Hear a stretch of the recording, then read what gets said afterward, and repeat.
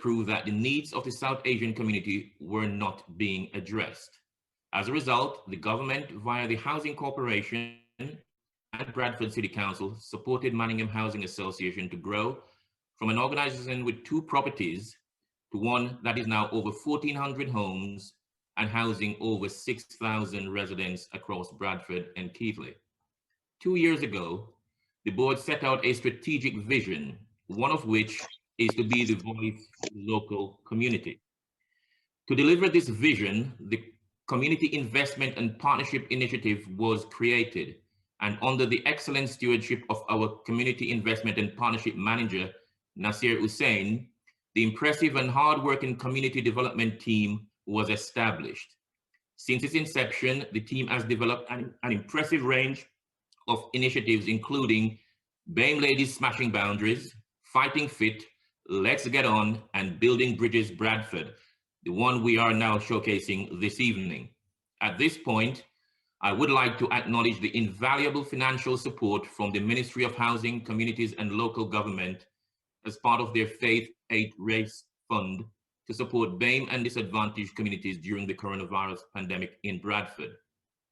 Manningham Housing Association operates in many culturally diverse wards, bringing people together from different faiths and backgrounds, including those communities particularly affected by the COVID-19 pandemic. This has been achieved by providing support in developing successful and sustainable neighborhoods and build more cohesive communities, given the fact that community integration and cohesion is an integral part of our approach to managing neighborhoods. Building Bridges Bradford aims to involve, inspire, and educate young people and beneficiaries aged 16 years and older by working at grassroots level to encourage cultural and social interaction as part of a cohesion agenda. The lack of harmony between different communities of Bradford has produced long-standing tensions and significant social problems, such as the riots in June 1995 and again in July 2001. The purpose of this evening's event is to highlight the excellent work of Building Bridges Bradford, where in just 3 short months since December 2020, we have developed over 50 networks and partners, commissioned 17 projects, and impacted 350 beneficiaries. And we extended this to indirectly impact a further 1,000 residents in Bradford and Keighley. All this while still in lockdown, truly an amazing achievement. We know, however, that we do not act alone and that working together is critical to our success. This is why we are gathered here this evening to highlight and showcase our joint ventures by recognizing the commitment of the people of Bradford and Keighley. We will be showcasing the efforts and commitment of both community organizations and the people involved, and to promote the recognition that they all deserve, as well as will be illustrated from the various case studies this evening. Yesterday, the world celebrated International Women's Day, and as you will see, women will feature prominently in the various projects being showcased this evening. And it reminds us that women do play a significant and pivotal role in ensuring the success of creating and maintaining a cohesive society. I would like to take this opportunity to remind us all that these important community initiatives require financial support to ensure they continue to deliver the positive benefits they bring to the lives of the people of Bradford.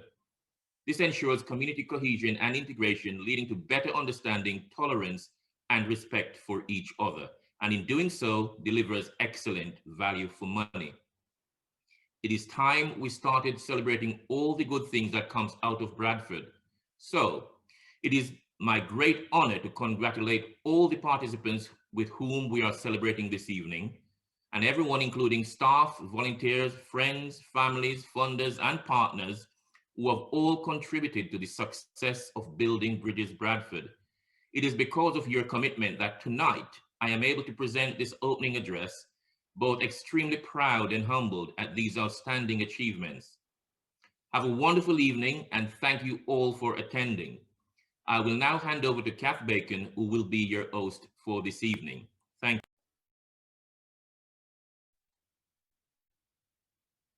you. Good evening, everybody. Speaking of nice things coming out of Bradford, my name's Kath Bacon and I'm a Manningham Housing Association tenant.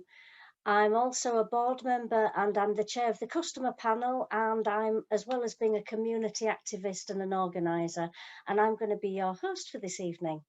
So welcome to this fantastic event, and this is where we're going to celebrate and recognise the achievement of Bradford residents through the Building Bridges Bradford project. Now that is quite a mouthful, so if I abbreviate it to BBB, sometimes please excuse me. I'd like to say thanks to Barrington for those opening remarks, and I'd like to echo his words. It is really amazing that even though we can't be together in person because of the COVID pandemic, we've got this brilliant technology that means that we can bring this event to even more people. Now, given that this is being viewed by so many people, just to remind you that your microphones will be on mute. Secondly, we are recording this event and it's going to be available as a webcast later.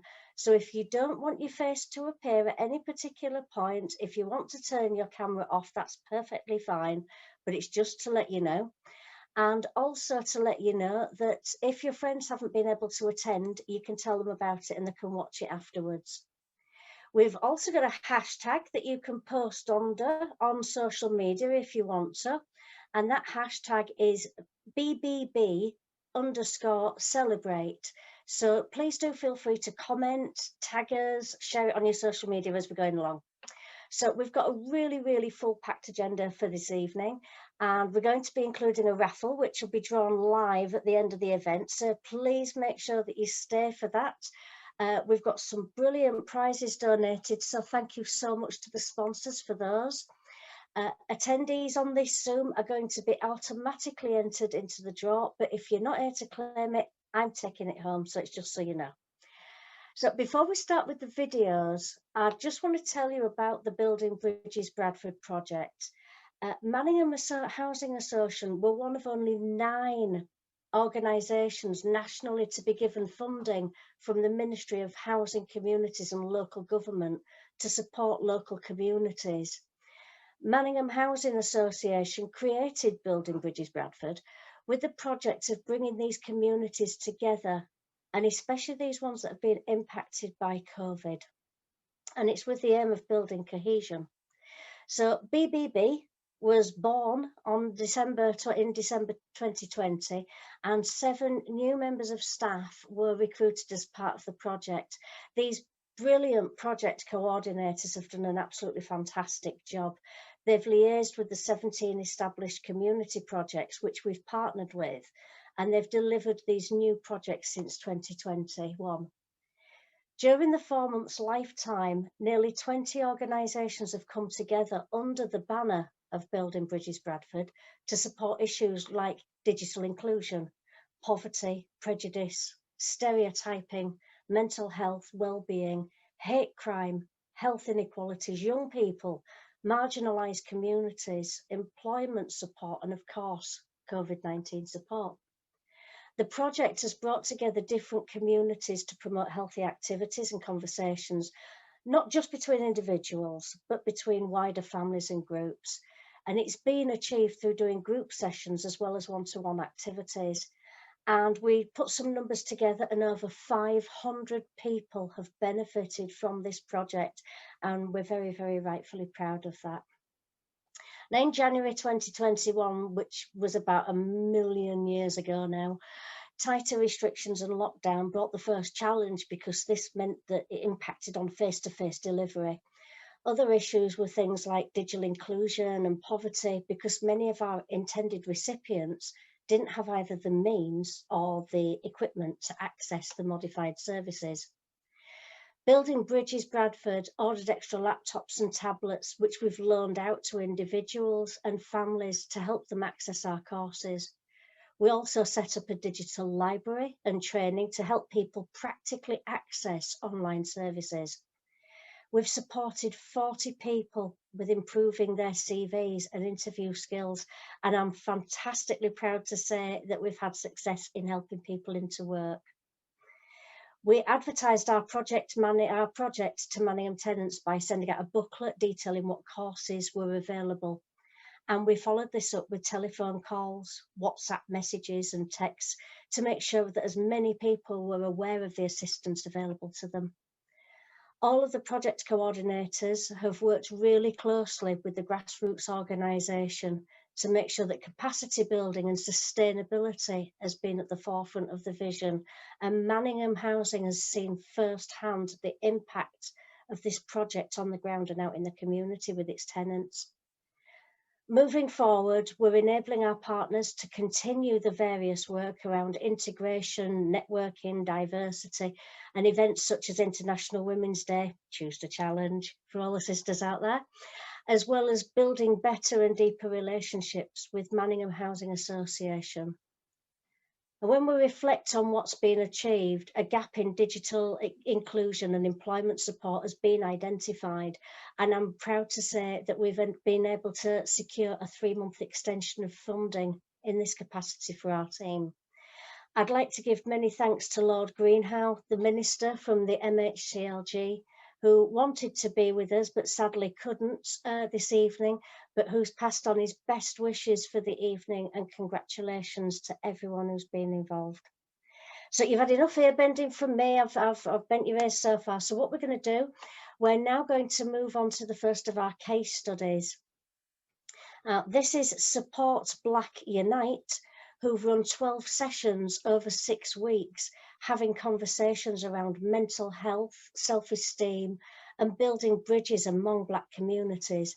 They've achieved a sense of belonging and pride through cohesion and confidence building, as well as through education, making a huge positive impact. So what I'm going to do is I would now like to pass over to Nicole Peterson from Support Black Unite.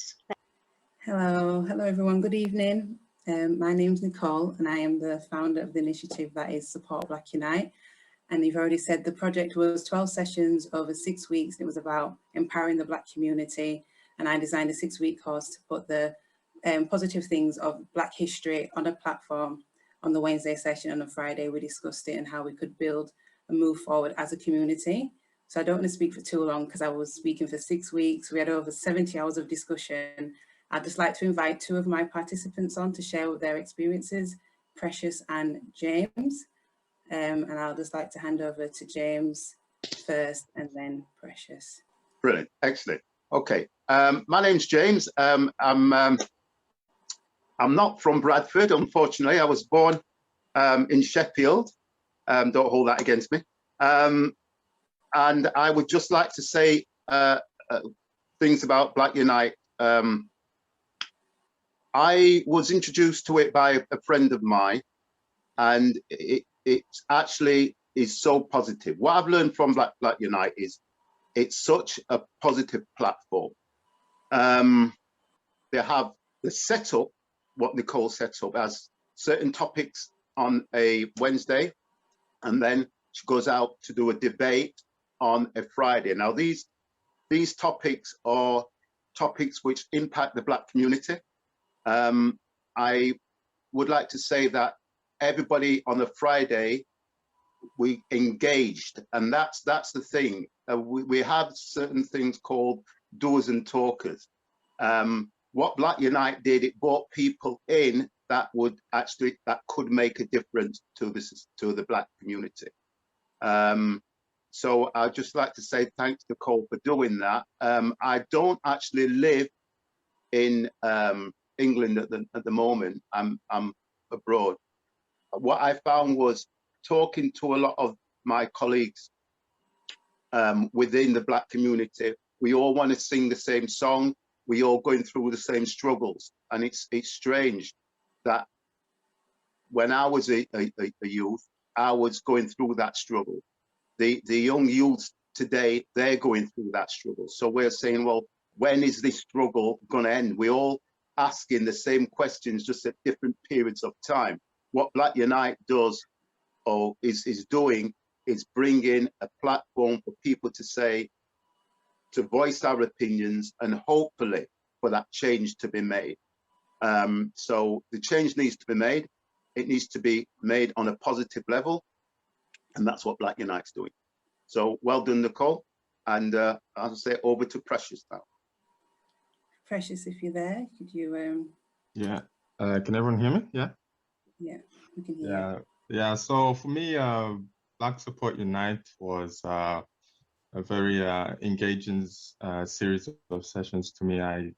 I went there looking for understanding and knowledge on the different sort of issues that we face as a community, and I learned a lot from it. And I enjoyed the session, especially about identity, and the one about the poetry with Gets, because for me, it resonated personally, because I'm, trying to understand sort of my place and my role in the community and in the world and things like that. So those things really resonated with me, and it has inspired me to put forward a foot in trying to use what skills I have available to start creating things and, making movements so that I can be a positive reflection of, Black community, and stand for a lot of things that we face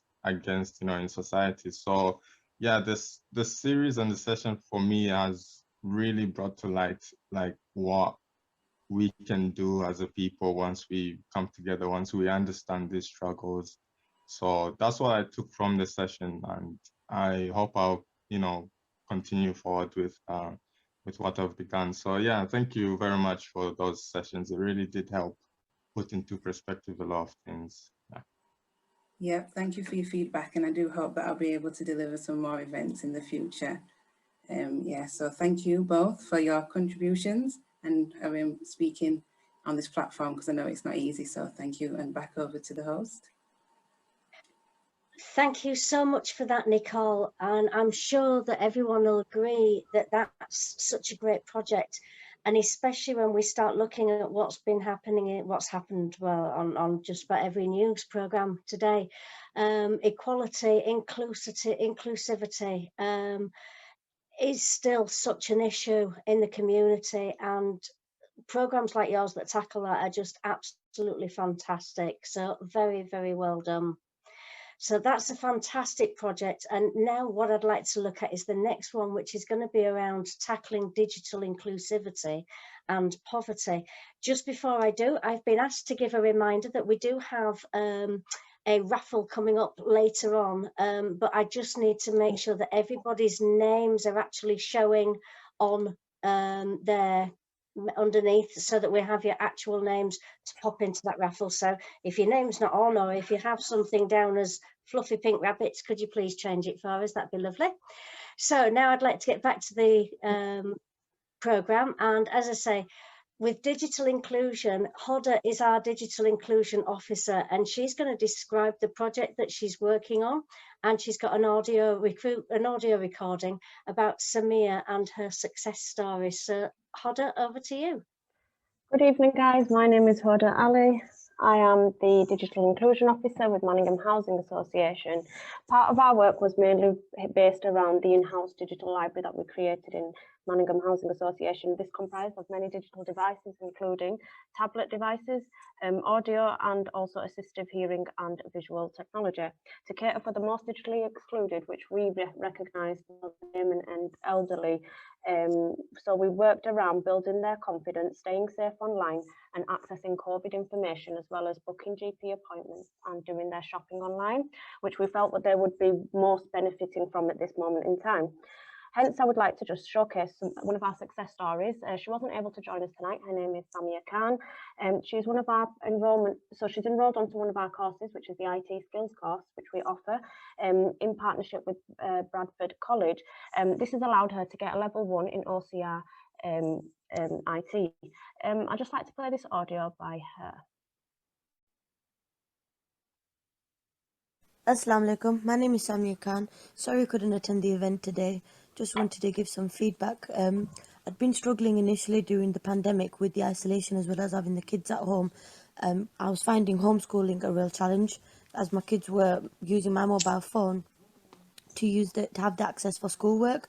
That meant that every single month I was paying more for my data, which meant I couldn't buy a separate device for them because I couldn't save initially.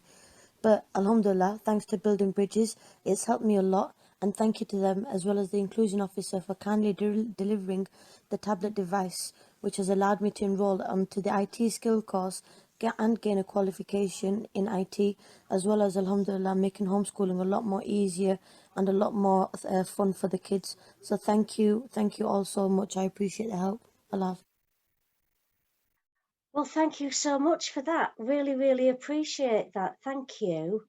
And how inspiring, and well done, Samia. I'm sure there's plenty of us who can imagine what it's been like about homeschooling and the problems that have been faced. Thank goodness we're all going back to school. Yay. So that's really inspiring. I'm sure you'll all agree that she's an amazing young woman, and I'm really glad that she was able to access the additional support that was being able to give. Now, the next case study in this session is from Free to Be Me. Now, that's a project run by and for the LGBTQ+ community, of which I am absolutely so proud to stand by as an ally and a supporter. Now, this project brings LGBTQ+ adults together with 6 sessions over 10 weeks, but it does that in such a safe space. And it allows them to have anonymity if they want, and a safe space in which to talk about issues that affect them are happening. And it's also about how the community is being impacted by COVID. So now I'd like to say hello and welcome to Wendy Lewis. Hello. From Free to Be Me. Hello. Hello, Kath, thank you. I'll just give us a bit of an introduction of who Free to Be Me is and what we do. So we're an LGBT organisation within the Bradford district, and we run along. We realised at some point that the marginalised groups were getting left behind in the LGBT, so we set up Free to Be Me. It's a volunteer run organisation, so nobody gets paid. We're just volunteers that comes together, and it was to reach, like I said, the marginalised groups of the LGBT. So our main focus, and it's just not exclusive, let me just say that, is BME men, BME women, and asylum seekers, and elderly and people with disabilities. So through the pandemic, we've been doing a lot of work getting food out to people, toiletries, and we've just opened a community garden that's been great through the pandemic. We've, you know, just opening the garden has allowed people to deal with the mental health and social isolation. So, and it's been great because it's such a diverse group. So we've got people from different ages, different backgrounds, different cultures, all coming together under one umbrella, and it's been absolutely fantastic. So when Manningham Housing approached us, it was a good opportunity for us to raise awareness around LGBT issues with the marginalised groups. And I don't know if a lot of you are aware that in most cultures, LGBTQ+ is a taboo in a lot of cultures. So it was a great opportunity, like I say, for us to raise awareness, because when people do projects and things, it's usually geared towards the mainstream LGBT. So everybody just assumes that, you know, if you're LGBT, that you're out proud, happy clappy and flying the flag. It doesn't work like that in reality. But there's a lot of people that live in fear. There's a lot of people that are not out because they can't be out. They live double lives. And we want to raise that bar. We want to start talking and having them difficult conversations that, you know, because the mainstream like I say, it's all geared towards people that are out and can be out, but we work with people that are not out, so that's where the anonymity comes in. And it's tackling issues, so like hate crime is not reported in the BME community or the asylum community because of fear of reprisals. Housing issues, there's a lot of people that are living with families that don't know that they're LGBT and stuff like that. So we, as a group, try and tackle as many of them issues as we possibly can, and we try and work with agencies to get them at the forefront. So yeah, when, like I say, when Manningham Housing approached us, this was a good opportunity for us, and it fell right in the middle of LGBT History Month, which we could then put it onto the LGBT History Month programme, which attracted more people. So during the sessions we did, what we decided to do was offer the awareness sessions, and we invited volunteers from the LGBT community onto the platform to tell the truths about what it's like.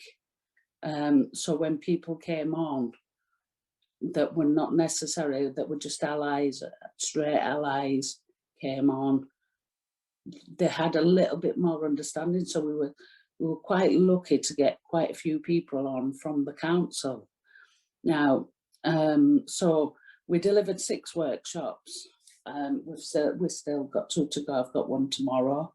And it was around terminology, how people were impacted by the pandemic, identifying risks within the pandemic, you know, because lockdown came and a lot of the services just shut down that people were accessing, and that was a big thing. Plus, when the pandemic hit, a lot of people, and especially our asylum group, live hand to mouth, so they get £39 a week, and you know, everybody else went to the supermarket, cleared the shelves, and then you had people that, you know, couldn't do that. They couldn't go and stock up because they have to live from week to week. So that was an issue we had to talk about.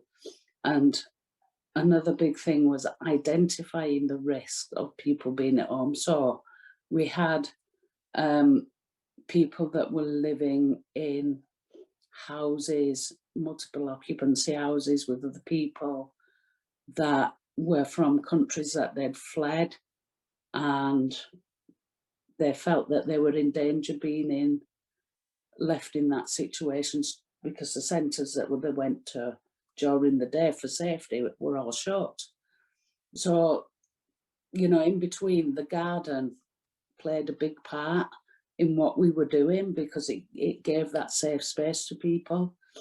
And we've also been looking at cohesion, how people can come together, you know, and work to raise awareness around LGBT issues within Bradford. And in Bradford, we've got quite a fractured LGBT community because over the years, people have gone into their own little groups and it doesn't really come together that much. And most of the LGBT spaces have been either closed or people don't go, and especially the BME community. And this is a community that Free to Be Me try to reach. So I was really pleased when we started doing these sessions and we got 20 people on there, and the majority of them were from the BME community. Plus we had allies and we had some people from the council come on, which if I can just read you, one of the ladies from the council sent me this statement, and she says, As an ally of LGBT+ community, I was eager to take part in the workshops hosted by Free to Be Me. I had hoped to learn more about the community and the ways in which the COVID-19 pandemic has had an impact. Only 3 workshops in and 3 more to go. I have learnt exactly this and more. Hearing personal raw stories from the members of the LGBT+ community has been incredibly eye-opening. I am now more aware of the internal biases that myself and others may have, and what I can do to help halt this whenever I go. As a society, we must do more to protect the LGBT community. Thank you for facilitating these workshops. I would 100% recommend them to anybody. So that was really fantastic feedback we got from Sophie, one of the ladies from the council that came on. And the good thing is they have said to me that they've gone back to their policies after coming on our workshop, and they've revisited them and started to look at how they in the workplace have been judging LGBT people and what steps that they have to take to improve it for the equality and diversity of people from the LGBT community. And I brought a friend with me today, one of our members that is from the BME community. Anwar, are you there, Anwar? I am, yes. Yeah, Anwar's from the BME men's community. Do you just want to say a bit, Anwar, about what you got from the programme? Yeah, I just want to say that I'm part of Free to Be Me. I run the BME men's group. I'm a men's group organizer. And since working and joining Free to Be Me, myself, and my group members, I've found it very, very helpful and useful coming into these sessions with Free to Be Me. It's helped a lot. It's helped a lot of my my members who are LGBT and are struggling, especially in this pandemic. They found it very difficult at home with families who are not out, and Free to Be have helped them and myself a lot, having these online Zoom sessions to raise awareness, and we are grateful that there is something there for us that we can go to, especially with the community gardens. I personally go to the gardens twice every week, and so some of my members, and they have found it very, very interesting, and they enjoy it to be themselves in a safe space, and hopefully we should carry on with these sessions and the group sessions at the gardens. So thank you, Free to Be Me, for allowing my members and myself to be part of your group. Yeah, thanks, Anwar. Thanks for that. So yeah, that's basically it, Kath. Can we hand back to you now? Yeah, of course you can, Wendy. I just wanted to ask, where is this garden? It's in Bradford 3. It's on Derby Road on Bradford 3. Lovely. And it's a massive, beautiful space, and it's been a godsend. So if you fancy a bit of digging and putting your wellies on, anybody on here, I love gardening. I've been more than happy to. In fact, actually, Wendy, because I am a big supporter, and I am a big believer in that we need to stop sticking labels on people. And when we can start to do that, and when we can start to let people be themselves, it does lead to a much better society. If you're happy to share details, I'd be more than happy to support your group in the future as well. I think it's such a worthwhile and needed group, and especially because I can understand how isolation has impacted doubly on people. And as you say, I have some very loud and proud and very out there friends, I really do. But I am also aware that I have some friends who are not able, and people need to be aware that it's not always easy for people. So thank you so much for the work you're doing. It's very, very worthwhile. I think just the awareness of around BME people not being able to, like just like this, being on Zooms, that anonymity is a big thing. And if we can raise that awareness, oh God. It really is, and I'd be proud and happy to do that. So thank you so much, Wendy. That was such a brilliant session. Thank you, and I learned a lot myself. So that was a really, really worthwhile and needed group. So, but what we're going to do, we're going to have a 5-minute comfort break, so you can get yourselves a cuppa or pop to the loo or whatever. So hopefully you'll also have chance. We've got a short slideshow that we've put together, and we've got some pictures from some of our projects, as well as details of the sponsors. So thank you very much, and we will see you. We'll be back here at 25 past. Thank you.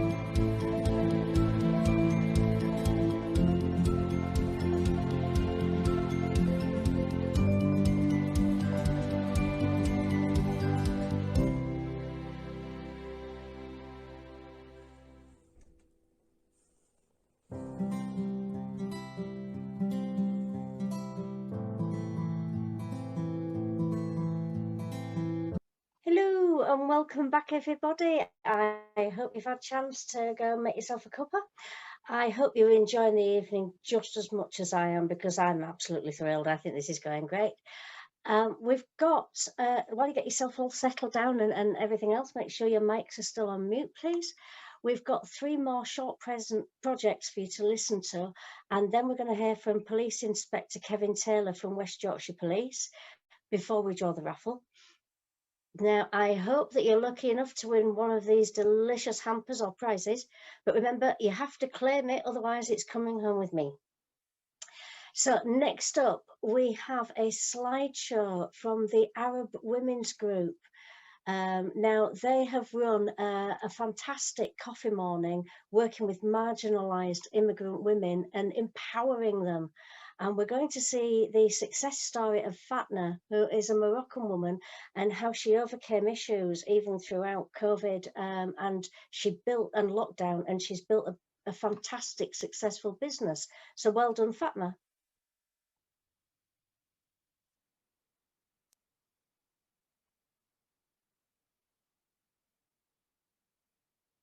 So, Zakia, are you going to come on and talk about it? Yes, yes. Hello. Hiya. Hi, I'm Zakia Mohammed. I'm the Arabic Ladies Group Tutor. I run the Arabic coffee mornings for these ladies who have been actually marginalized because of the language barrier. And most of them have come from migrant backgrounds. And the aim of this coffee morning was to empower them and to give them the sense of belonging and inclusivity, to overcome these language barriers and the cultural differences, and to become successful, as they have so much to offer to this society. In this group, we facilitated bonding, built relationships amongst themselves, and created friendships as well. And we made them aware of different services available to them, as courses, translations, form filling, job opportunities, COVID awareness, cooking. And by eliminating the language barrier, they shared matters that interest them. We've created a safe platform for them to express themselves and share information, as regional dishes, traditional attire, and compare different Arabic dialects, as well as relaxation skills, mindfulness, beauty tips, and using holistic therapy as well. We share jokes, proverbs, reminders, quizzes, and we even did dare questions as well. We all have a good laugh over a cup of coffee. It's really great. And as we said, we do have an example of women empowerment and business development. And it is the success story of Fatna, a Moroccan woman who hardly spoke English and has been in the country for about 4 years. And this journey that Fatna took to overcome her issues during lockdown, and she managed to build herself a successful business, as she's a very skilled tailor. She makes traditional clothing and others. She was at home. She was struggling to, find clients, as her language, her English language wasn't the best. Her husband lost his job during the pandemic, and all the financial pressures that she was going under. And she came along to the coffee morning, and we've done a session that she actually showed her clothing, which you can see there. This is some of her designs that she's shown us. And actually the women that were there, they really liked the quality of her work, and they started actually placing orders from her. And during those sessions, we had one of the ladies that was working there. She has a web page or a website that it's called I Love Friday, which she sews and sells Islamic attires, which offered her a job as well. So adding to her being able to make her own things, she's managed to get a job as well. And now Fatna's business has taken off despite of the pandemic. So well done, Fatna.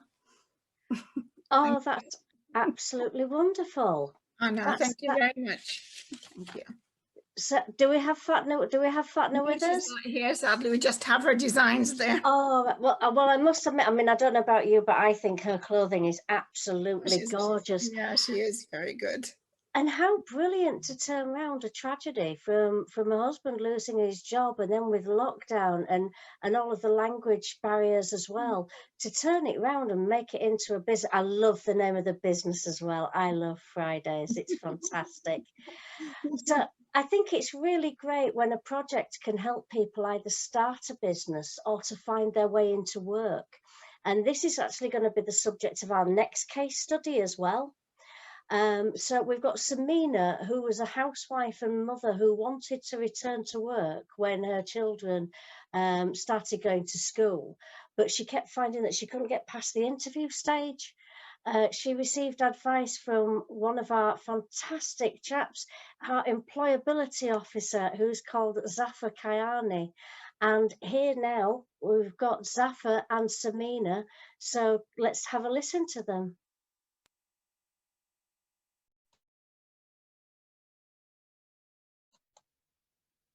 If we can share that. You're on mute, Zafar. Ah, we knew it was going to happen at one point. Bless. So Zafar, if you'd like to unmute. Yes, I knew that would happen. Okay, good evening, everyone. I'm Zafar and I work as the Employment Officer of Manningham Housing. Over the last few months, we've been working in the most disadvantaged communities in some of the socially deprived areas of Bradford and Keighley.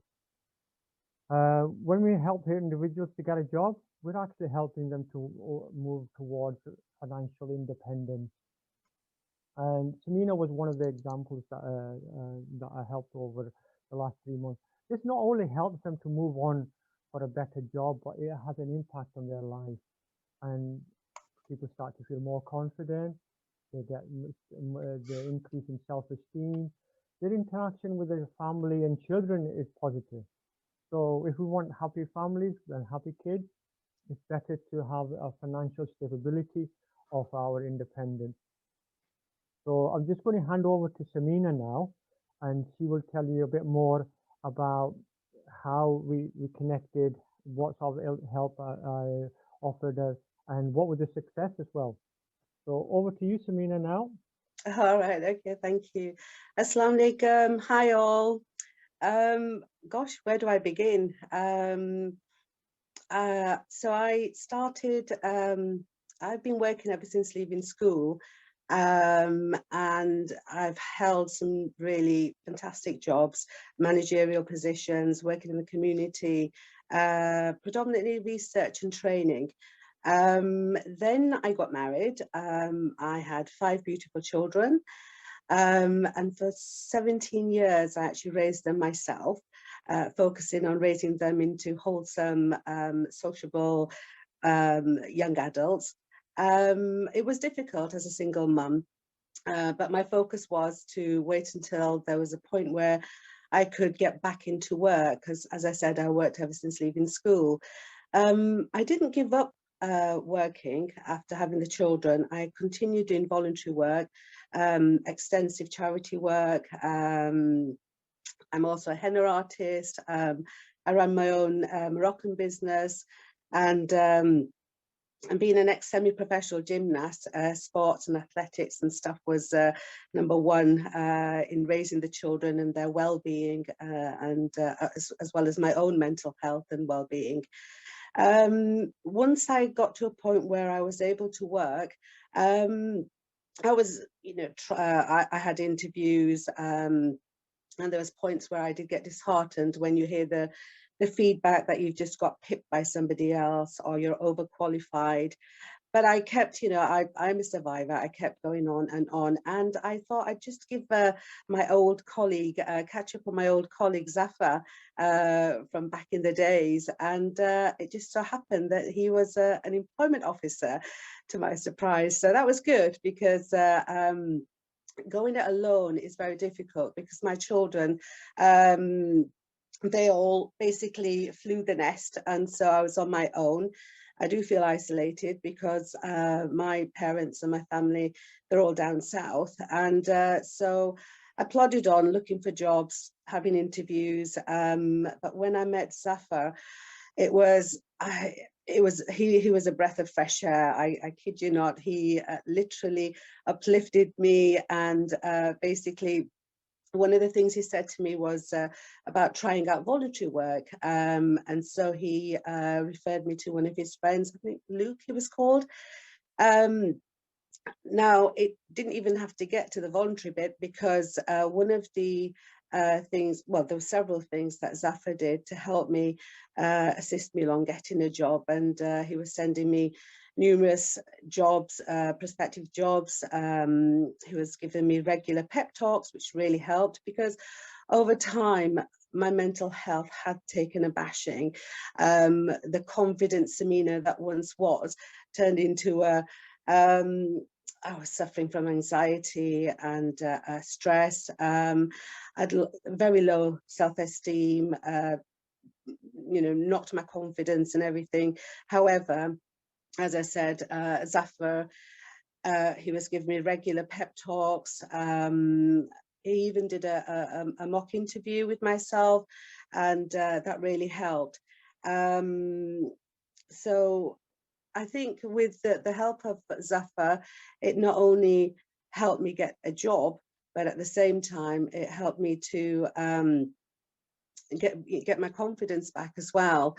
And I found Zafar very approachable, very helpful, and basically he got me back on track, and I landed a job at the Seller Trust, which actually specifically work with mental health and well-being, and they do crisis support and stuff like that. So thank you ever so much, Zafar. You've been smashing. Thank you so much.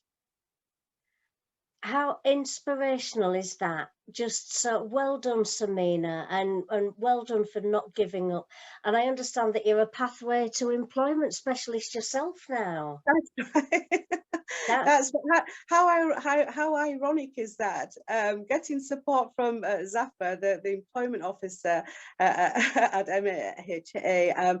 Yes, I'm now a Pathways to Employment specialist at the Seller Trust. So I'm ever so grateful to Zafar. Without him, it would have been a very long, hard struggle getting anywhere. But there's a variety of different ways that he assisted me, and I'm ever so grateful. Oh. I couldn't have done it without him. His head's not going to get out of the door, but but Samina, that's wonderful, because now you have the chance to pay it forward, and that is, I think that's so empowering. So I'm sure everybody will join me in congratulating you and wishing you all the best for the future. Thank you very much. Thank you. Yes, thank you. Now, as we know, COVID's targeted the BAME community harder, and there's been a lot of confusing messages out there, which has led to some hesitation. And I'm really so glad that the Masjid Abu Bakr has worked so hard to guide followers through the maze of disinformation, misinformation, and malinformation, and help to give clear guidance. So well done and congratulations. And I'd like to introduce you all to the wonderful Maulana Fazl Dad to tell us some more about it. Welcome, Maulana Fazl Dad.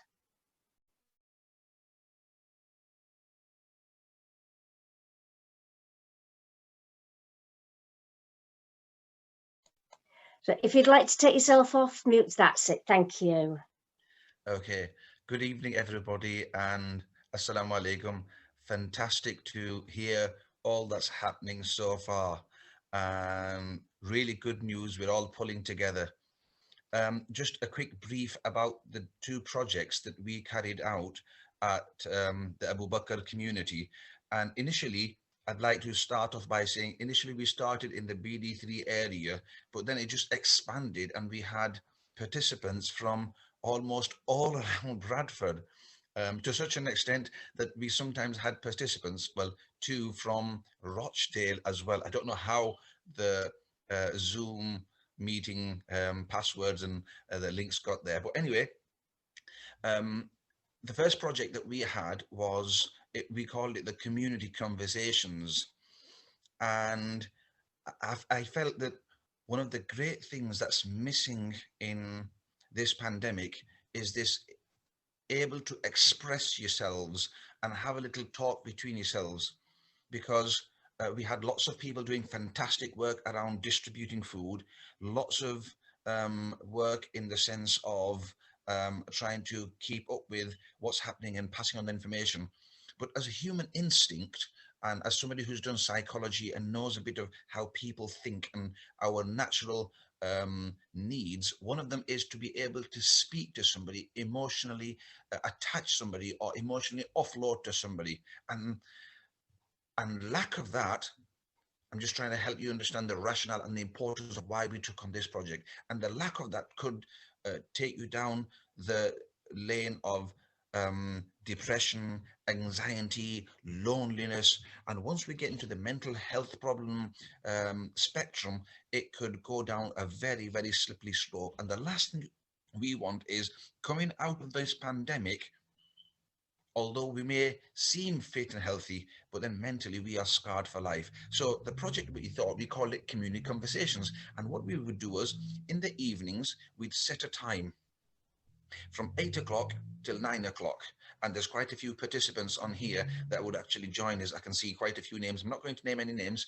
And what we would do is, we would choose a topic and we would speak about that topic. So, for example, here's a quick little brief of some of the topics that we began to address. One of them was called Building Self-Esteem. So, as those people who know me as a senior teacher in one of the schools, I've been teaching for almost 24 years, it's one of the greatest things a human being needs is building their self-esteem.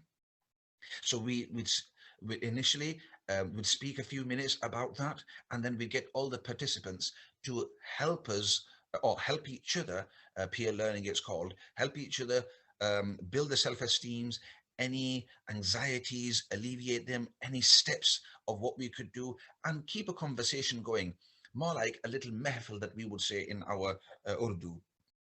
Another area that we tackled was crime in our area. A lot of people are frustrated and they want to talk about it, whether it was drugs, whether it's extreme alcohol, whether it's these vandals, all the other ills that we can think about. And sometimes all you need is just somebody to listen to you or talk to you, and it just alleviates that pain. And the third important topic that we came along was, and this is weekly, by the way, and it was called the nice neighbor. And we've come up with, what are the ingredients that would make you a nice neighbor? So we would say, if I wanted a nice neighbor, I would like somebody to keep an eye on me. I could be ill for 3 days and nobody knows about it. So it would be nice if somebody just kept a little eye on me and just a quick call. It would also be nice if somebody just shared some good news. It would be nice if somebody sent a bit of food, or I sent somebody, things like this. So by saying, this is what I would like, indirectly we were trying to inculcate in people's minds that this is what you should be doing. And it was nice because at the end of the conversation, with everybody speaking about it and talking about it, we'd come to a little conclusion by about 10 to 9 that this is what we could do. Another one important area was a taboo subject, again, mental health. And of course, I didn't do justice, and we didn't do justice on it, but we did start speaking about it. We only spoke about it for 2 weeks. And then we had the pride of our area. What is it that will uplift our area? What small little things we could do? And we had fantastic people like Faisal, previously a councillor. We had people like Asif. We had Yasser from B4. We had lots and lots of people with different experiences, different backgrounds. We spoke about recycling. We've got 2 dustbins, but what's the importance of this big, great dustbin? Why do you think we should do this? And how does it help the society? And how does it help the council? And how does it help the environment? Just by you spending your extra 5 minutes, all those 200 houses in just our area, all their things at home could be recycled straight away. So you're helping the council to a great extent. Thousands of pounds are being saved, etc., etc. So we talked about the importance of all these subjects. And then another important one was hate crime. What is hate crime? And if you are targeted, if you are a victim, what could you do about it? So we had a whole list. Initially, it started off by just a project in the sense that we need conversations as a community. Let's start talking. Let's let some of these elders and the youngsters take it off their chest. And then it built into a more formal that let's give it topics, and once the topics are given, each week we're going to speak about this specific topic, and we'll say next week we're going to talk about such and such. So all week people would be thinking, texting, giving clips, etc. So, and it worked wonders. I'm conscious about my 5 minutes, but I just want to mention the other part of the project, which was the fitness project. So one was the community conversations, and the second one was the fitness project. And in there, we found a professional trainer, and he's certified by national standards. And what he would do was he'd do cardio activities every Saturday morning. 11 o'clock, he'd be on there on the Zoom and in his home. And the point we wanted to prove was, just because you're in a pandemic, it doesn't mean you can't keep fit. You could be in your room just with a laptop in front of you, just following a trainer. And we started on his idea was, he said, I want to cater for all the 3 levels. And I said, what 3 levels are you talking about? He said, the elderly, the middle-aged, and the youngsters. And it was fantastic because he'd do a stretch and say, if you can't do this, you can do this as well. And he'd be doing it, and all you need to do is just physically watch him and just stretch your arms, put them down, get your cardio activity. And the feedback that we got, gosh, it would be nice if we could get some of them on now. It's just one of those moments that each one of them said it's a bit late and we couldn't attend, a meeting, etc. But some of the elderly, it was nice of them saying that throughout the day they would feel energetic. And one of them said, I look forward, Auntie Joan, she said, I look forward to Saturday mornings. So it was nice to get such feedback. So cutting back to the project, thank you, MHA, Manningham Housing Association. You helped bring both projects into life, and there's lots and lots that benefited. On a conversation, we did take screenshots and we kept them, and we would have almost 30 odd people at a time. But here's the fantastic thing, all 30, first 1 or 2 meetings, I must admit, they did go with sometimes speaking over each other and disagreeing, but by the 2nd or 3rd meeting, you know, we learned from our mistakes, and we learn as we go along. From the 3rd meeting, we said, listen, let's have the host speaking, you speak to us, and we set some rules. And after that, the rest 10 odd meetings, they were fantastic. I wish we could carry on. Thank you very much. Thank you so very much for that, Fazal. I think if I'd been there, they would have needed a 4th level of training, because there'd be beginners, intermediate, advanced, but then there's CAF. And my idea of having that will be to raise my arm for the cup of tea and with a biscuit. But no, seriously, you're doing such fantastic work over in BD3, and inshallah I'll be able to come and do some more work with you in the future. I'm really looking forward to that. But thank you for all that you've done and for giving confidence to those in need and showing them that faith and all faiths, it's more than just about religion. It's about community, it's about neighborliness, it's about friendliness. And I hope that your efforts are rewarded tenfold by Allah. So next we've got such an inspirational song which is being sung. It's a video that's of a song that's been done by the wonderful Naomi. So please enjoy.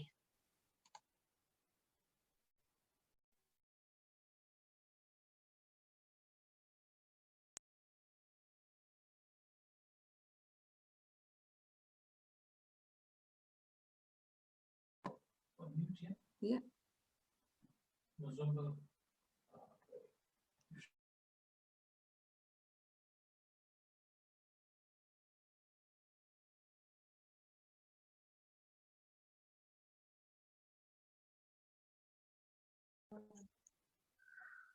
Naomi, can you unmute, please? Can you hear us? Are we frozen? The screen's frozen, I think. Yeah, Thank you. it was saying like the host wouldn't let me unmute. But yeah, I'm Naomi, also known as Musumba. I'm from Bradford, BD4, so like the ghetto. And yeah, I'm an artist, a singer slash rapper, and I like to produce his stuff. And I've also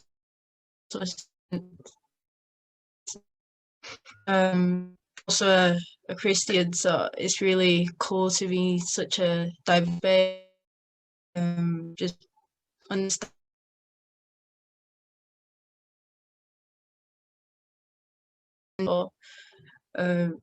I think we're living in such an era where it's very easy to be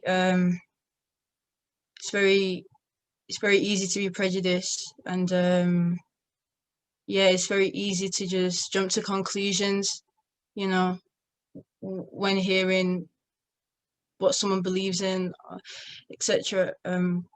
But yeah, I'm one that stands for unity, but in such a diverse space as well. I have been like, you know, growing up like victims of hate crime myself, and yeah, so I think once it came to writing about unity, I just had to really look at my experience as well, and even, you know, looking at my parents' experience, them coming as immigrants as well to Bradford. But yeah, my prayer is just that you enjoy the song, and yeah, thank you very much. It's been such a privilege to be a part of this. So God bless you all.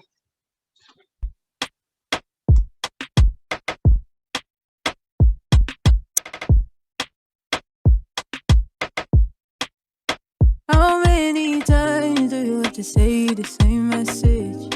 Yeah. And it's like we're not interested. Yeah. There's no investment. Talk about your hashtags and all your calls, but make sure that you meant it. Yeah, yeah. I mean, it's hectic. 2 steps forward, yeah. But it's like we're in the same place. We're all here for one message, so make sure that it's a safe space. All we know is diversity. All we bring is unity. In everything, in everything. Oh yeah. You can hate, you can take a step back. Bleed the same blood, you know my God made that. Hard to put in words, so I put it in a track. Had opinions, so we came with facts. I remember when they used to laugh at my skin, yeah. But now I got a lot within, yeah. Gotta pull out this sin, cause this ice is getting thin. Please don't be like that. Don't stop us in the past. 2 steps forward, yeah. But it's like we're in the same place. We're all here for one message, so make sure that it's a safe space. All we know is diversity. All we bring is unity. In everything, in everything. Unity, unity. You and me, you and me. I don't know what it be. Maybe it's jealousy. Unity, unity. You and me, you and me. I don't know what it be. Maybe it's jealousy. 2 steps forward, yeah.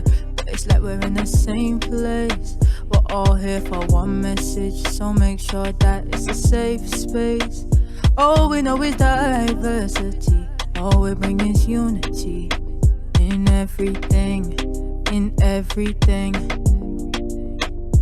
2 steps forward, yeah.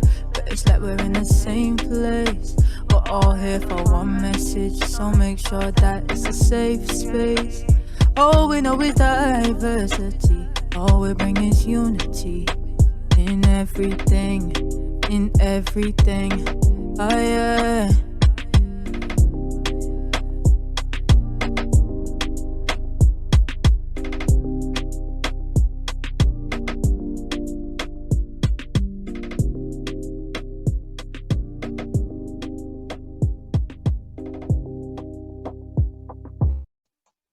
Wow. I don't know about you guys, but I was there. I was giving it a bit of this, bit of that. I was really enjoying that. I was singing along. That Naomi, that is such a brilliant song. Really, really love that. You should put that in. That should be like my God, we don't have ringtones like that anymore, do we? But it should be something like a ringtone. That was brilliant. Thank you so very much. And it gives out an important message as well about when we take 2 steps forward, but we end up taking 1 step back because of the divisions and the things that divide us. So thank you so much for that. So I hope you've really enjoyed the evening. It's not over yet. So what we're going to do is we're going to hand over to the raffle. And then after that, we'll be speaking with Inspector Kevin Taylor from West Yorkshire Police. So over to the wonderful, gorgeous Jabu for our draw.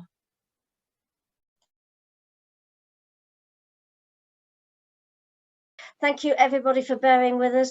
I'm so sorry that if you didn't win a prize, but hopefully the prize has been coming and attending. So what I'd like to do now is to hand over to our keynote speaker, who is Inspector Kevin Taylor from West Yorkshire Police, for his thoughts and his input and the work that he's doing around cohesion too. So thank you for Kevin for joining us this evening. Good evening, everybody. Can you hear me okay? Yep. Yeah. My name's Inspector Kevin Taylor. I am the Stronger Communities and Partnerships Inspector for West Yorkshire Police, working here in our wonderful city of Bradford. I'd just like to start with thanking Manningham Housing Association and Building Bridges Bradford for inviting me here tonight to speak to you all. And having listened to the amazing speeches around the fantastic projects that have been run, and let's just remember this has been done in 3 months, which is an incredibly short amount of time. I'm just so honoured, proud and privileged to be associated with Building Bridges Bradford. And you know, and why wouldn't I be? When Shiraz contacted me and explained to me what the project is about, they were all subjects that are close to my heart and close to the heart of my team of police officers that work here in Bradford. I'll just let you know a little bit around some of the responsibilities that I have here in Bradford, and I think some of them will surprise you, because we often have the impression of police that police officers are out in police cars and they go with blue lights on from job to job to job to job, and that is all that they do. Hopefully, what I can show you tonight is that certainly my team do much more than that, and hopefully I can tell you a little bit around how my team look to address some of the issues around faith, race, hate, and community cohesion here in Bradford. So some of the things that are my responsibilities are as follows, really. I'm responsible for the Safer Schools partnership here in Bradford. So I have 14 police officers that are embedded in over 30 of the secondary schools within the Bradford district. So if you've got children that go to secondary school here in Bradford, they will no doubt have met and got to know my officers that work within those schools. And they're there to break down those barriers between young people and police officers. Often young people may have negative impressions of the police, and we're there to try and stem that, and for young people to get to know officers in their early formative years, and hopefully understand that we are, you know, we're human beings too, and that we are just as passionate about this city as they are. The officers are also there to deal with school-based incidents, but they're there with a primary function of not criminalising young people. So we always look for the least restrictive option when dealing with any offences that may come to light within the schools. And I think that's really important, that we don't look to criminalise young people at an early age and look to potentially damage their life chances. I have a cybercrime team, that's 6 PCSOs that deliver cyber safety sessions to every primary school in the Bradford district. So if you've got children in primary school, they meet my team in years 3, 4, 5 and 6. And those officers are award-winning locally and nationally, and they do incredible work to protect young people from online threats. I I'm responsible for tackling extremism within the Bradford district. So I'm not a counter-terrorism officer, but I do work, have some involvement in Prevent, which is about safeguarding. I'm responsible for mental health within the district, so the police's response to mental health. So that's about supporting people that suffer from mental health and making sure that we have good relationships with our mental health services and making sure that people that come into contact with the police that may suffer from mental health are treated appropriately and get the right help and support. I deal with community tensions within the district. So a big part of my work is looking to identify community tensions early and then dealing with them to make sure that we don't have instances of large-scale disorder like the instances that have been mentioned here earlier. I was present at the riot in 2000, and never ever in my life do I ever want to spend a day like that or see our city destroyed in the way that it was that day. And I think it's testament to the partnership within the district that we've had nothing like that level of disorder since that day. I'm responsible for, and this is one of my biggest passions in policing, I'm responsible for community engagement. I'll talk to you a little bit about one of my teams shortly. I'm responsible for the police's response to hate crime within the district, something that's been discussed a lot today. Again, I'll cover that in more detail shortly. I'm responsible for the youth offending team, or the police officers within the youth offending team within the Bradford district.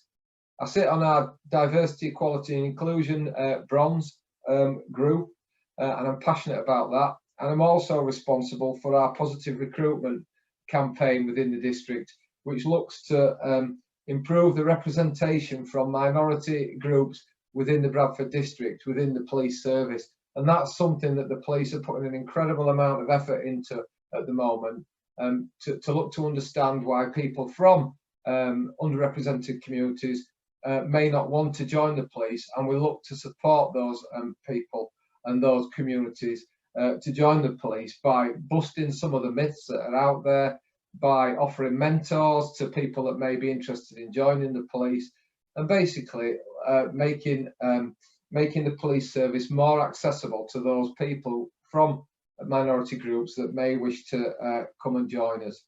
So some of the teams that I'm responsible for, hopefully you'll find it interesting, and you'll see the links into faith, race, hate and cohesion within the district. Now, I set up the Stronger Communities team some 3.5 years ago now, and that's 5 dedicated full-time strategic engagement officers. That sounds like a big flash title, but actually those officers are experienced, dedicated police officers that love Bradford. Most of them live in Bradford. They're a diverse group of officers from all sorts of different backgrounds. And their role is to build trust and confidence with our communities. It's to get to know our hard to reach communities that may not always come to the attention of the police.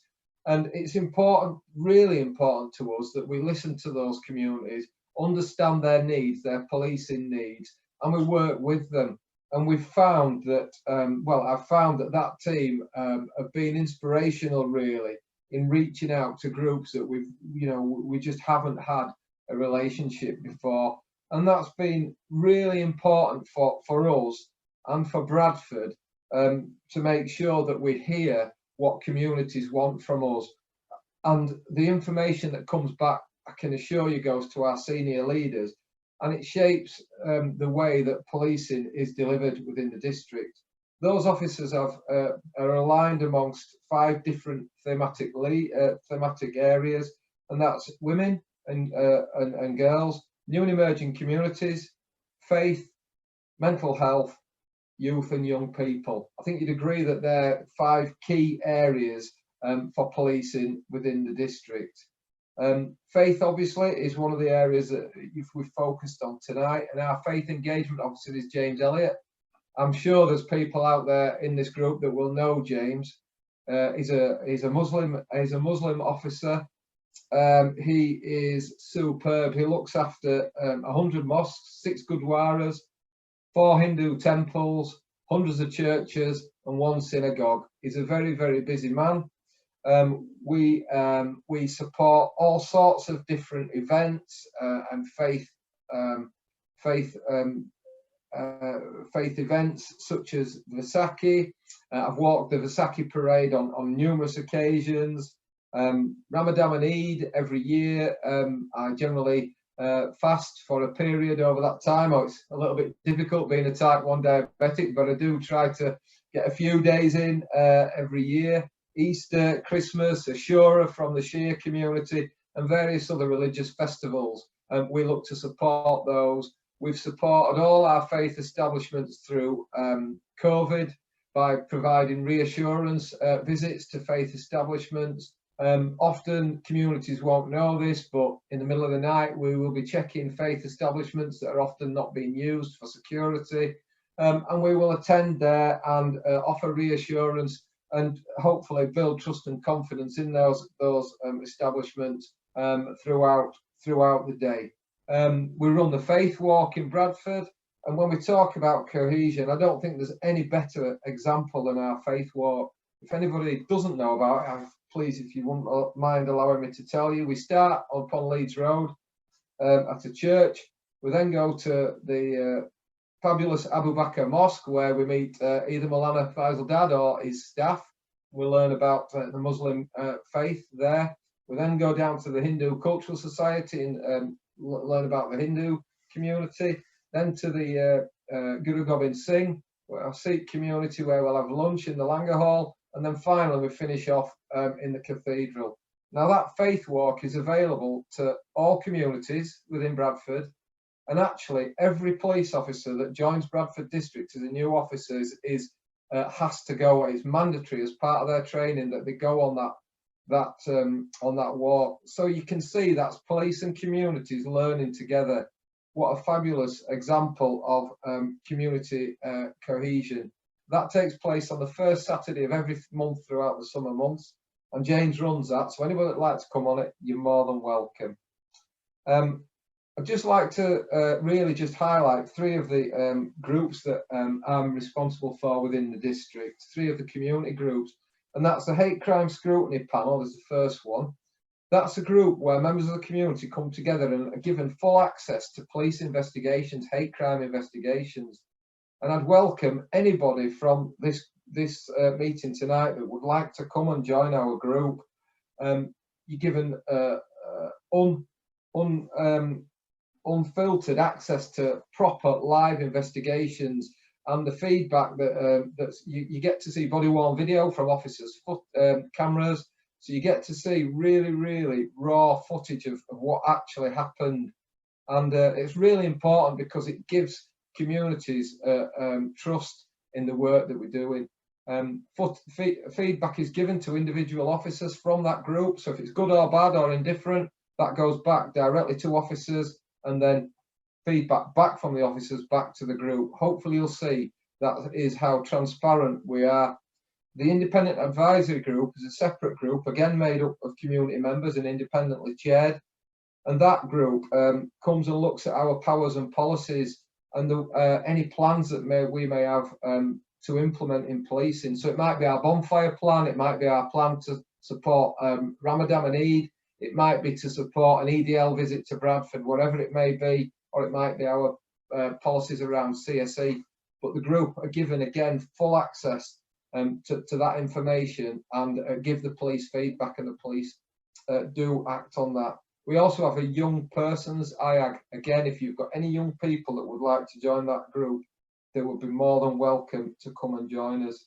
The last thing I just want to touch on today before I finish, because I'm sure you're all fed up with me already babbling on, is our positive recruitment campaign. I mentioned it at the start there, and it is really important to us, and it's something that I'm really passionate about. West Yorkshire Police, or certainly the police in Bradford where I work, need to reflect the communities that we serve. That's an absolute must. How can people have trust and confidence in us if we don't reflect our communities? So we have all my Stronger Communities team, our ambassadors.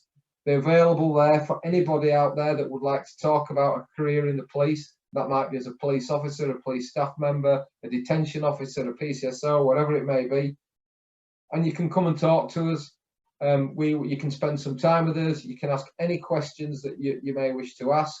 We can put you in touch with our mentors, where you'll be given assistance and help and support around the recruitment process. This recruitment campaign is paying dividends, and we are starting to see improvements in numbers, but we've got a long way to go. So I'd look for any support, help, advice that people on this meeting tonight here would like to could possibly give us.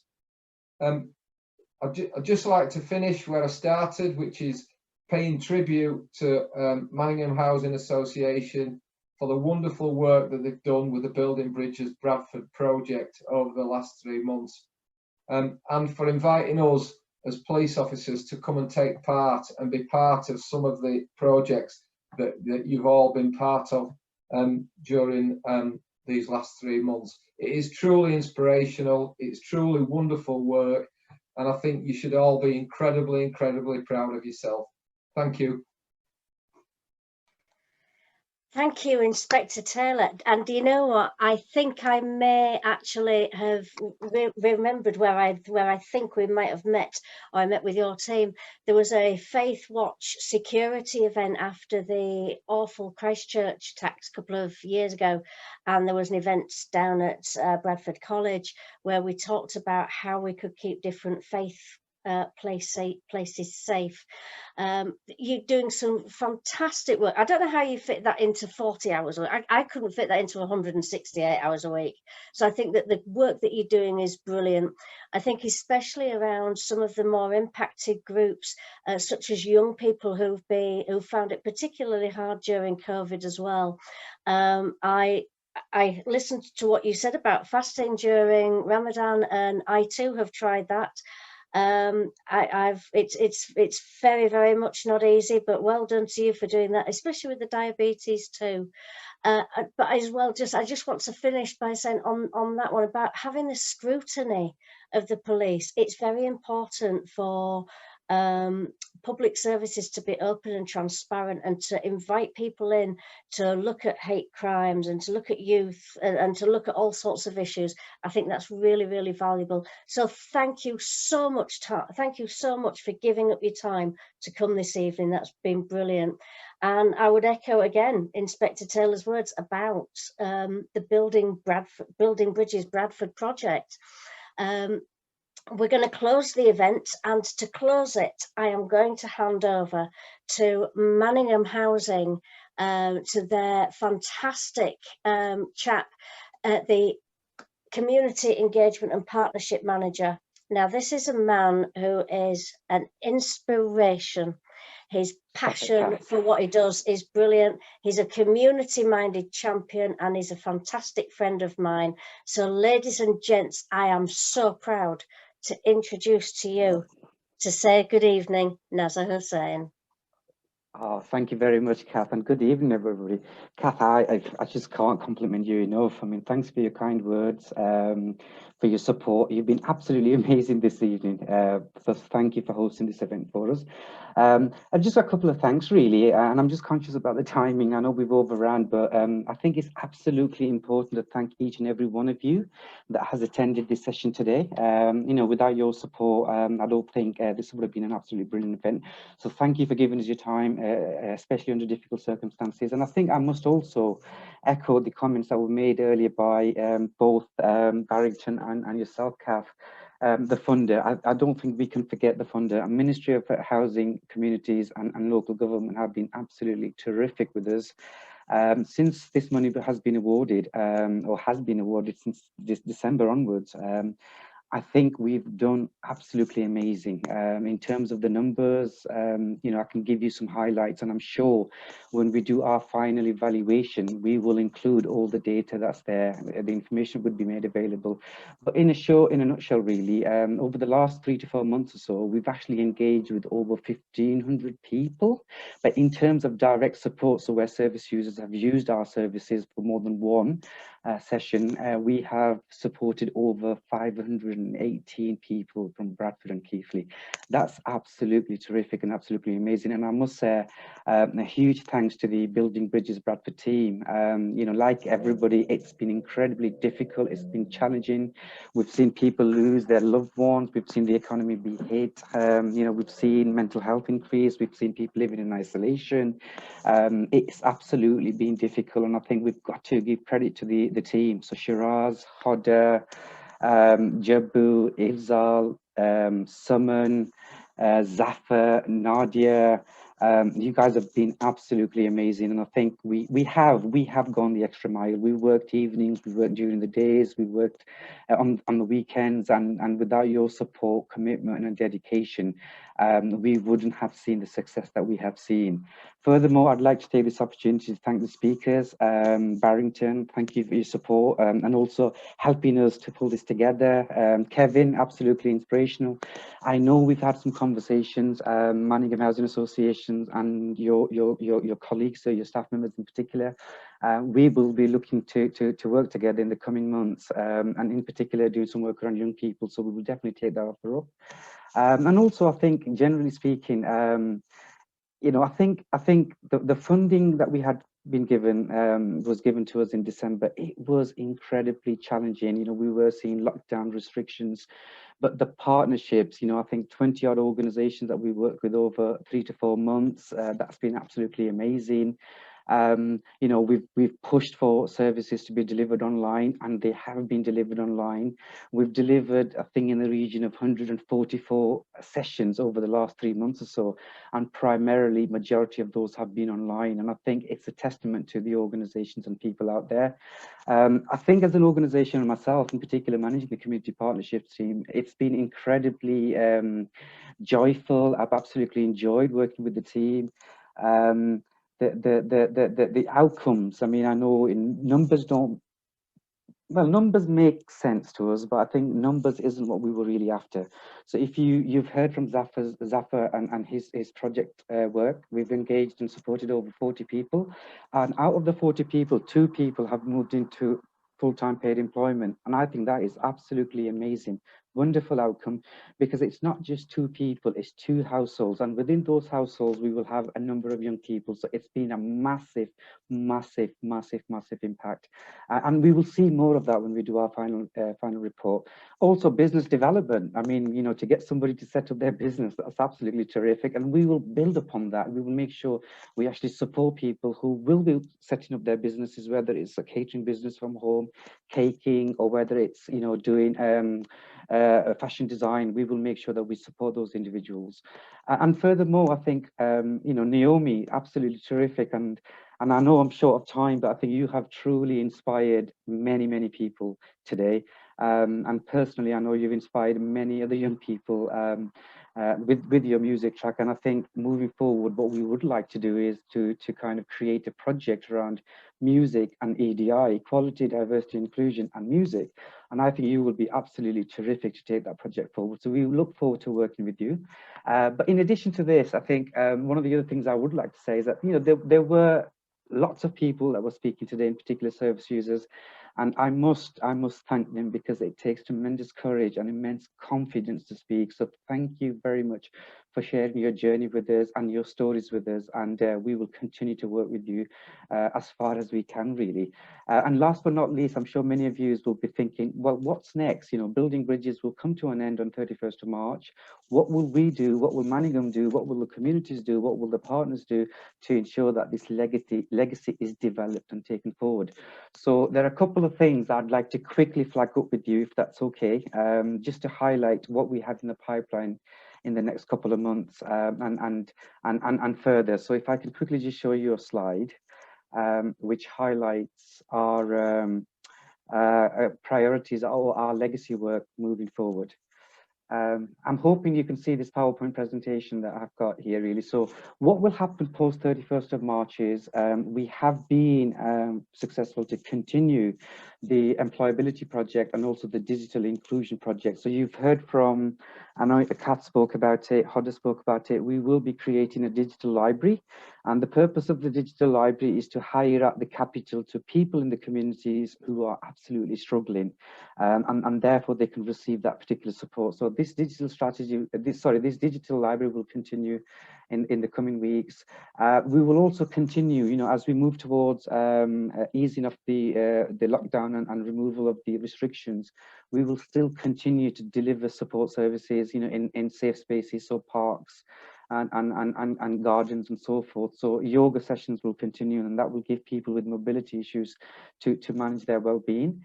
In addition to this, in addition to the 2 people that have been moved into paid employment, we've got around 14 individuals who are keen to move into volunteering. What we will be doing in the medium term is to relaunch our experience volunteering project, which aims to give people experience through practical skills. So it's kind of working in an area of their interest, whether that's in automobile, whether that's in retail, whether it's in housing, whether it's in community. We will ensure that service users are placed in positions or placements which very much fit their strengths, because it's strength-based. In addition to this, we will also be looking to launch a number of user-led groups or sessions. So those volunteers that have gone through certain projects and certain service delivery elements, we will hope to get them involved so they can actually then start to sort of support and create a peer network for some of the other people. As I've mentioned already, the Manningham Housing Association EDR Music Project, I think, Naomi, you're absolutely amazing, and as I said to you earlier, you've inspired many people here today, and there are many other young people who could potentially benefit from your charisma and your passion around EDI. So we will look to have we are going to be having some conversations with the Arts Council, and potentially, there is some investment that can come from there. And last but not least, I'm sorry, I'm just trying to pick up the speed. Long-term priorities for us is that we will not stop here. We will continue to deliver. We will continue to bring communities together, and we will support those that need the support, and in particular those that are most in need. So with that being said, we are currently having some conversations with some funders, regional and national funders, for 3-year funding, and that conversation is now in place, and we are having a dialogue. So hopefully within 3 to 6 months, we will hear back from them in terms of whether we secure that investment, and if we have, we will continue a majority of this particular project. And last but not least, as I mentioned earlier, I think partnership working was absolutely incredible, and this could not have been achieved without the support of our partners. There were some partners in the room today that we've heard from, and there were a number of partners, unfortunately, who couldn't join us. But however, moving forward, what we will do is co-design and co-production will be at the forefront of everything we achieve, or everything that we work towards, and we will make sure that the end users, so service users, are going to be involved, not just towards the delivery stage of the projects, but before. So we will involve them before, during, and after, to ensure that we actually create a maximum or more of a meaningful impact, really, for the people and communities that need it most. And last but not least, really, in terms of some of our other work, we've got, Barrington kindly mentioned, we've got Fighting Fit project. We've got one of our managers here who will be undertaking but we will be holding a BME vaccination event, which aims to promote and send out positive messages. That will take place on the 17th of March. Please do check our website for more information. And last but not least, in terms of just getting involved in the non-bricks and mortar work, or the community partnerships work at Manningham Housing Association, or generally just partnership working, there might be people in this room today who could potentially work with us, or would be willing to work with us, or may have ideas that we can collectively bring together to ensure that we deliver the service that's needed. Please do get in touch with myself. You've got my email address there, you've got the telephone number there, and also you will see we've actually recently updated our website. So we've got our website that's been launched. Carolina's in here today, she's done absolutely terrific. But please do check our website, because there are a number of ways that you can actually engage with us through our sort of website and social media forums. And last but not least, again, I'm just conscious about the timing. I would leave you with this slide, because I think COVID has brought the best out of us, and I think caring for others is important, as always is. But during COVID, and I think one of the key lessons that I've taken is that, I think sometimes caring for yourself often means that you're actually caring for people. So I'd leave you with that message. And I thank you again for your time and your commitment today and helping us celebrate. So thank you very, very much. And we look forward to working with you post 31st of March. Thank you. Thanks. Good night, everyone. Good night. Have a lovely evening. Good night. Thank you. Take care, everybody. Thank you. Bye. Much love. Bye-bye.